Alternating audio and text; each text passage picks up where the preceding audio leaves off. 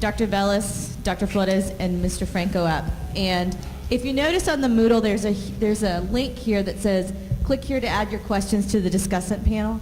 And if you'll just click there, you'll enter a chat room where you can write your questions in. And of course, I will be walking around too. You can just raise your hand if you had a question about anything that they said. Something that came up at your table about any of the discussions that they've, or anything that they presented.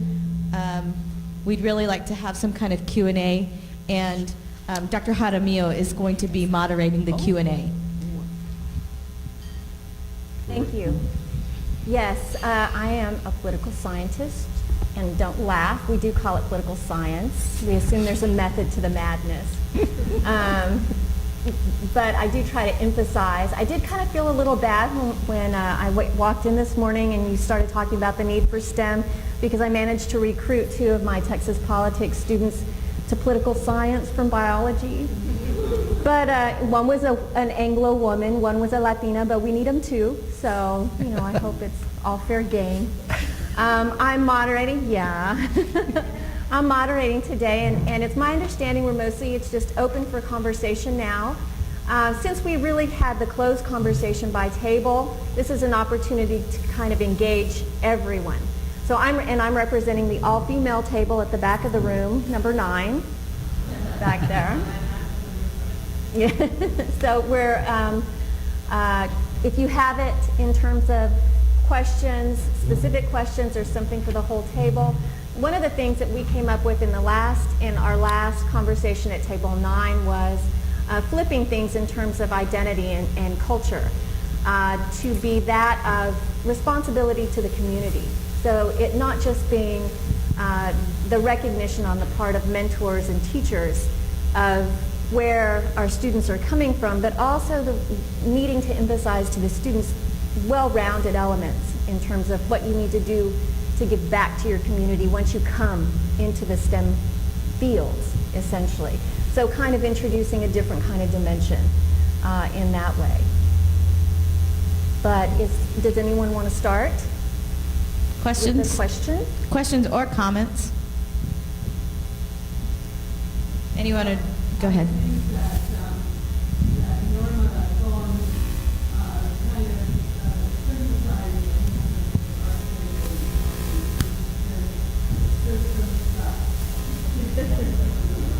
Which one, Ellen?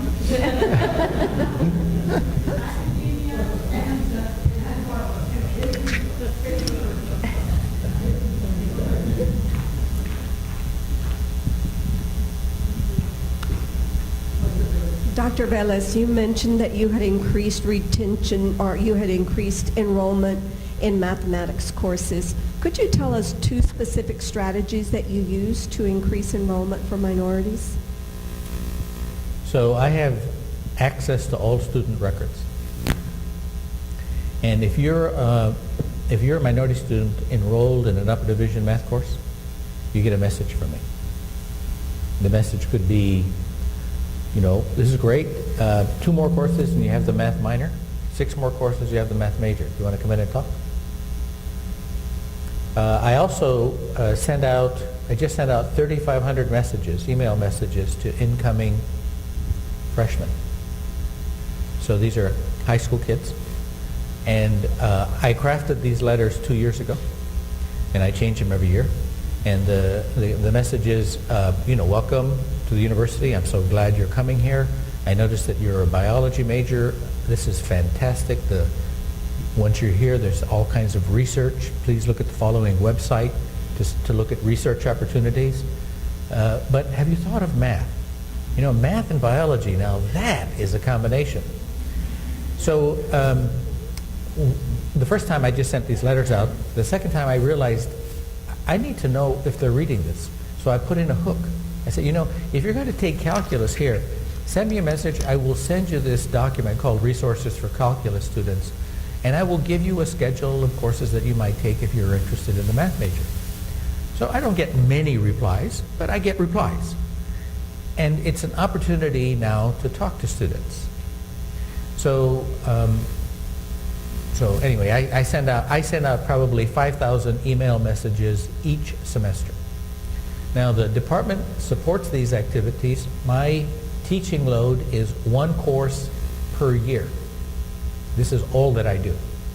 I have a full-time staff person to support these activities. So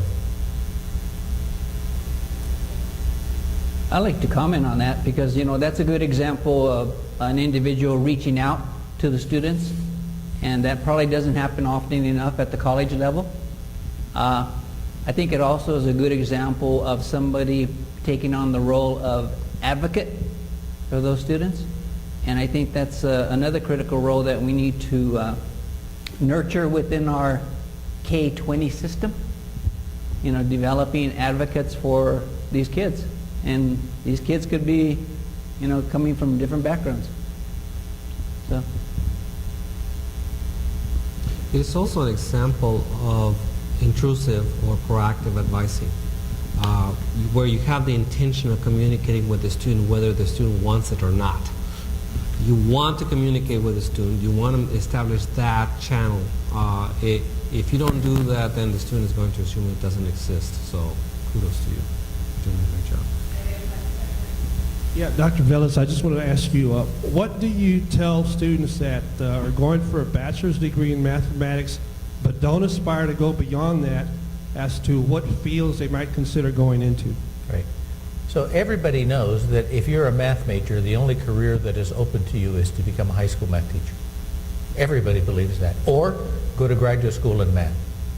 So about 5 years ago, we started to create profiles of students who earned an undergraduate degree in math and joined the workforce or did something else.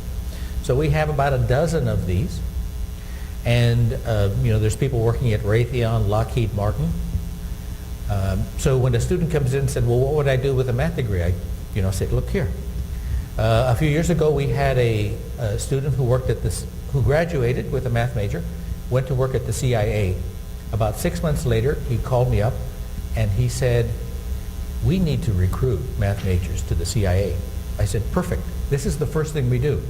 We create your profile. So, and the profile indicates how you apply for a position at the CIA. So I do get messages periodically from students who say they're going to recruit for their company, right? The first thing I do is I say, how about asking your company to start contributing to the math department so we can support more math majors. Secondly, let's create your resume so that when you come, you can easily refer to it while you're here. So we have to actually find out what our students do. And one of the suggestions that I made at the beginning is that we require of universities to publish data on their graduation rates and ask them to try to figure out where those students go. And this data should be disaggregated in terms of domestic and international students. Because when I go to graduation ceremonies and you go to computer science, 95% are international students. If they were to publish this data in the newspaper, the community might be a little bit concerned that their tax dollars are being spent this way. So anyway, math majors are really much sought after. And mathematicians don't know this. It's amazing. We got a couple of questions on the board. It says, Texas has increased the number of courses students must take, but are yet to increase the number of teacher units. And by courses, I mean specifically math and science. Was there a question behind that?